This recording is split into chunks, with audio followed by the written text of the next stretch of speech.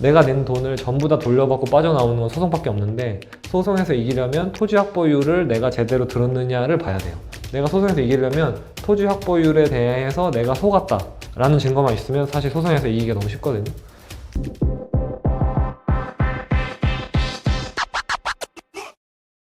안녕하세요. 생업변호사 김우중입니다. 저는 지난 6년 동안 지역주택조합에 대한 소송을 한 300건 정도 한 것 같고, 그리고 제가 주로 조합의 자문변호사를 해왔습니다. 조합의 자문변호사로서 전국에 있는 지역주택조합 50군데 정도를 자문해오면서 여태까지 쌓아온 노하우가 있는데, 이번 주제는 지역주택조합에 처음 가입할 때 아셔야 될 부분, 그게 제일 중요한 것 같아서 지역주택조합에 가입할 때 꼭 살펴봐야 할 5가지라는 주제로 준비를 해봤습니다. 이게 당연히 이 영상을 지역주택조합에 가입하기 전에 보시면 제일 좋은데, 아이러니하게도 지역주택조합에 가입하기 전에는 지역주택조합에 대해서 전혀 모르시고 관심도 없어요. 지주택에 가입한 뒤에서야 지주택이 뭔지를 알고 지주택이 뭔지 검색해보고 유튜브에 들어오시는 분들이 많아요. 그래서 저한테 상담에 들어오시는 분들이나 제 영상을 보고 연락 주시는 분들이 대부분 다 이미 가입한 뒤에 저한테 연락 주십니다. 근데 사실 가장 베스트는 이런 내용들을, 제가 지금부터 말하려는 내용들을 다 알 다음에 지주택에 가입해서 그 다음에 뭐 계약을 잘 진행하거나 아니면은 뒤늦게 이건 문제가 있다 생각해서 파기하거나 그렇게 하는 게 제일 좋은데, 가장 문제가 되는 거는 지주택에 잘 모르는 상태로 지주택에 가입한다는 거, 그게 가장 큰 문제인 것 같아요. 그래서 지역주택조합에 가입하기 전 꼭 알아야 될 5가지, 그리고 이제 막 가입했더라도 최대한 빨리 지금이라도 알아두시면 좋은 5가지를 준비해봤습니다. 첫 번째로, 내가 가입하려는 지역주택조합이 조합 설립 전인지 후인지를 아셔야 돼요. 기본적으로 지역주택조합은 조합원들을 모은 다음에 이제 한 자리에 모여서 창립총회를 열고 그 이후에 조합 설립을 받는 구조예요. 그러다 보니까 여러분들이 지역주택조합에 가입했을 때 조합 설립 전인 경우 되게 많습니다. 조합 설립 전에는 정확한 법적 명칭이 없어요. 주택법령에는 뭐 발기인이나 조합을 설립하려는 자 이렇게만 명칭이 있고 정확한 명칭은 없는데, 통칭 실무적으로는 추진위원회라고 부릅니다.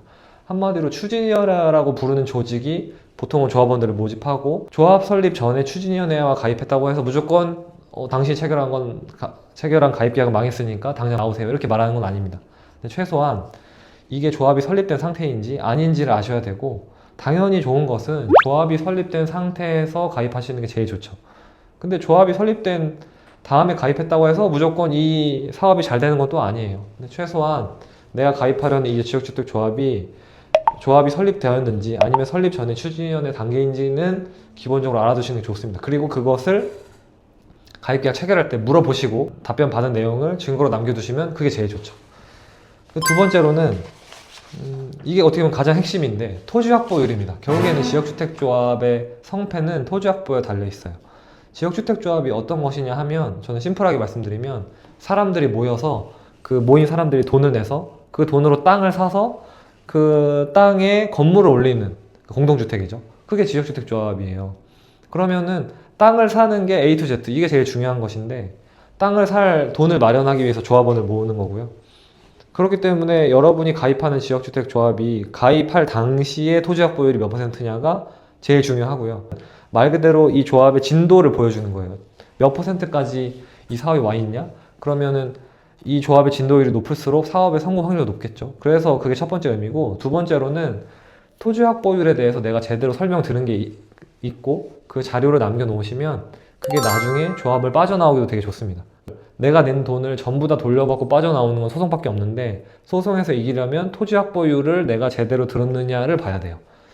다시 설명하면, 내가 소송에서 이기려면 토지 확보율에 대해서 내가 속았다 라는 증거만 있으면 사실 소송에서 이기기가 너무 쉽거든요. 1차적으로 토지 확보율에 대해서 내가 들은 자료가 있어야 돼요. 조합 가입하려고 찾아갔는데 거기 분양상담사가 토지 확보율이 20%다 30%다 몇 %다 얘기를 해줬다 라는 증거가 있으면, 그 증거를 일단 뭐 카톡이든 문자든 녹음이든 상관없습니다.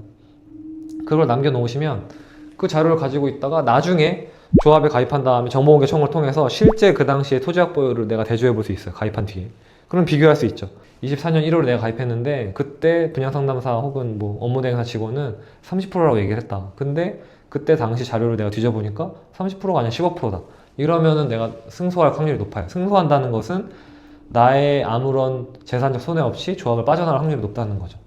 정리하면 이 2가지 의미에서도 토지 확보율에 대한 건 되게 중요하고, 여러분들이 가입계약을 체결할 당시에 토지 확보율에 대한 걸 꼭 물어보셔서 꼭 대답을 들으시는 거, 이게 제일 중요합니다. 그리고 제가 아까 말한 것처럼 토지 확보율이 상당히 높으면, 토지 확보가 거의 다 되어 있으면 지역주택조합이 망할 확률은 많지 않아요.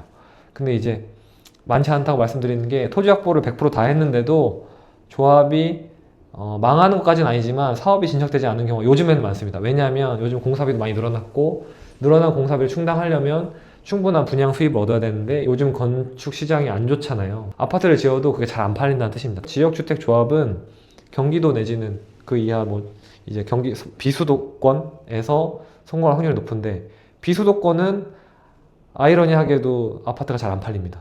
그런 것 때문에 지금 많은 지역주택조합이 어려움을 겪고 있거든요. 결론적으로는 토지 확보율이 제일 중요하다. 그거에 대해서 가입 당시에 체크하시는 게 제일 좋고, 이 영상을 가입한 후에 보셨다면 지금이라도 내가 토지 확보율에 대해서 설명드린 게 있는지를 보셔서 그게 실제와 맞는지를 확인하셔야 됩니다. 세 번째는 안심보장증서인데, 안심보장증서에 대해서는 제가 따로 영상을 만들었잖아요. 그래서 그 영상 링크를 이제 따로 보여드릴 테니까 그걸 보시면 제일 좋을 것 같고, 한마디로 안심보장증서가 있으면 역시 소송을 통해서 지주택에서 빠져나가고 싶다, 이 정도만 말씀드리겠습니다. 네 번째로는 사업계획에 대한 건데, 제가 말하는 이 사업계획이라는 것은 조합가입 체결할 때 사업계획에 대한 내용들이 써 있어요. 어떤 내용들이 써 있냐면 당연히 주소가 나와 있고, 면적이 나와 있고, 어디부터 어디까지를 사업계획으로 해서 우리가 여기에 있는 땅을 구입할 거다, 이런 계획이 써 있는 게 사업계획인데, 몇 개 동의 아파트를 지어서 몇 세대를 지을 거고, 거기서 일반 분양 몇 개고, 이런 것까지 다 나와 있습니다. 이 사업계획은 한마디로 말하면 무조건 변해요. 무조건 변동하는데, 그래도 대략적인 사업계획은 무조건 조합가입계약서에 쓰여 있어야 하기 때문에 이것을 꼼꼼히 확인하시고, 변동이 너무 심하면 소송을 통해서 지주택 가입계약을 취소시킬 수 있거든요. 그렇기 때문에 사업계획에 대한 설명 꼼꼼히 들으시고, 두 가지 측면에서 좋은 거죠. 이걸 꼼꼼히 확인해야 내가 지역주택조합에 가입해서 이 지주택이 잘 훌륭하게 사업을 영위할 수 있는지를 내가 감시할 수 있는 거고, 또 잘 사업이 제대로 굴러가지 않으면 여차하면 내가 빠져나올 수도 있다. 제가 근데 여러 번 강조하지만, 지역주택조합에 가입하셨으면 일단 빠져나오는 건 쉽지 않아요. 빠져나오는 게 쉽지 않다는 것은, 기본적으로 지역주택조합에 가입했다는 거는 내가 n분의 1로 나도 하나의 사업주가 된다는 건데, 내가 사업주가 되기로 가입계약 체결해놓고 이제 와서 나 이거 그만할래요 라고 계약 파기해주세요라고 소송하는 것은 당연히 쉽지 않아요. 그러면 내가 속은 것을 입증해야 이 지역주택조합 소송에서 승소하는 것인데, 처음에 내가 가입할 때 어떤 설명을 들었는지를 법원에 증명해야 되고, 그러려면 아까 말한 것처럼 사업계획, 부지, 이 면적, 세대수, 또 토지에 대한 용도 지역까지 구체적인 설명을 들어 놓으시고 그거에 대한 자료를 충분히 남겨 놓으셔야 나중에 소송으로 빠져나오기에도 이게 수월합니다. 달리 말하면 저한테 상담 오시는 많은 분들이 가입계약을 체결할 당시와 그 직전에 들은 설명이 제일 중요하고, 그 이유는 별로 중요하지 않아요. 근데 상담자님들은 반대로 자료를 줘요. 오히려 지역주택조합 가입할 당시에 자료는 별로 없고, 내가 가입을 하고 나니까 이 조합 너무 엉망이다, 가입하고 나니까 뭐 조합장이 횡령했다, 서로 소송전이다, 이런 얘기들 하시는데, 아이러니하게도 가입한 후에 벌어진 일들은 소송에서 별로 중요하지 않아요. 달리 말하면 우리 지역주택조합 가입계약도 책임을 가지고 가입한 것이기 때문에, 단순히 내가 가입하고 보니까 이거 조합사업이 잘 안 된다, 특히 내가 가입하고 보니까 분담금이 너무 많이 늘어났다, 이런 사유로는 계약 취소가 안 됩니다. 그 부분을 확실히 제가 강조드리고 싶어요.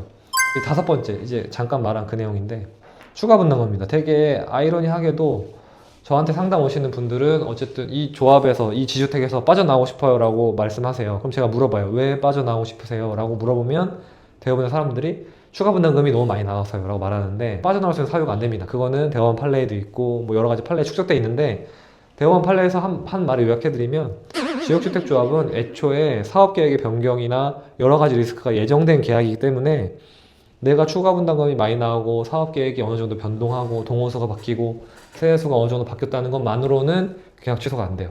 달리 말하면 지역주택조합에 가입할 당시에 이 정도 리스크는 너가 감당하기로 했잖아, 너가 리스크 감당하기로 약속해놓고 이제 와서 다른 말 하는 건 용납이 안 돼라는 것이 법원의 입장입니다. 그래서 실제로 추가 분담금이 거의 50%, 1.5배 상승한 경우에도 이거는 가입계약 취소가 안 된다는 인정한 경우도 있고, 제가 알기로 거의 2배까지 늘어나도 인정 안 된 케이스도 있어요. 근데 이걸 왜 말하느냐? 가입계약 체결할 때 추가 분담금이 얼마나 늘어날 예정인지에 대해서도 꼬치꼬치 물어보시고 그거에 대한 답변을 좀 들어 놓으세요. 그 답변이 뭐가 될지 저는 몰라요. 근데 최소한 그게 있어야 소송의 재료가 된다는 겁니다. 그러니까 다시 요약하면, 추가 분담금이 생기는 거는 상식이에요. 지역주택조합에서 추가 분담금 당연히 생깁니다. 당연히 생기는데 그거에 대해서 먼저 물어보시는 분들은 거의 못 봤어요. 최소한 추가 분담금이 무조건 생기는 게 맞냐? 그리고 추가 분담금 얼마 예상되냐라고 가입 계약을 체결할 당시에 물어보시고 그거에 대한 답변을 뭐 녹음을 하시든 카톡이나 문자로 해서 남겨놓으시든 하시면 나중에 소송을 하시든 소송을 하지 않든 많은 도움이 됩니다. 그래서 이 5가지의 항목을 말씀드렸는데 지역주택조합에 대해서 먼저 검색을 하시고 구글링도 하고 유튜브에 쳐가지고 지역주택조합이 뭔지 먼저 알아보시고 그 다음에 가입계약을 체결하시면 좋겠어요. 그리고 가입계약을 체결한 지 꽤 됐거나 얼마 안 됐거나 어쨌든 체결한 직후에 이런 검색을 하셨더라도 제 영상을 보시고 이 5가지 테마를 중심으로 뒤늦게라도 자료를 찾아보셔야 돼요. 기본적으로 모든 소송은 과거의 자료를 발굴하는 작업이거든요.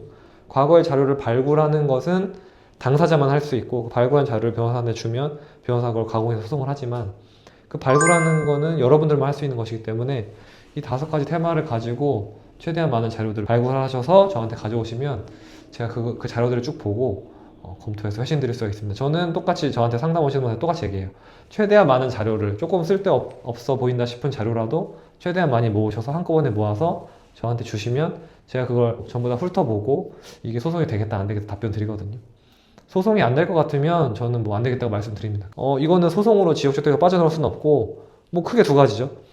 그냥 지역주택조합 사업에 계속 돈을 내면서 참여하고 조합원으로 활동하거나 혹은 제가 다른 영상에서 말한 것처럼 조합원 자격을 고의로 상실시켜서 빠져나오는 방법도 있습니다. 그것도 역시 그 영상을 참조해 주시고 그러니까 여러 가지 방법이 있으니까 일단 최대한 많은 자료를 모아주시면 제가 그거에 맞는 솔루션을 제시해 드리겠습니다.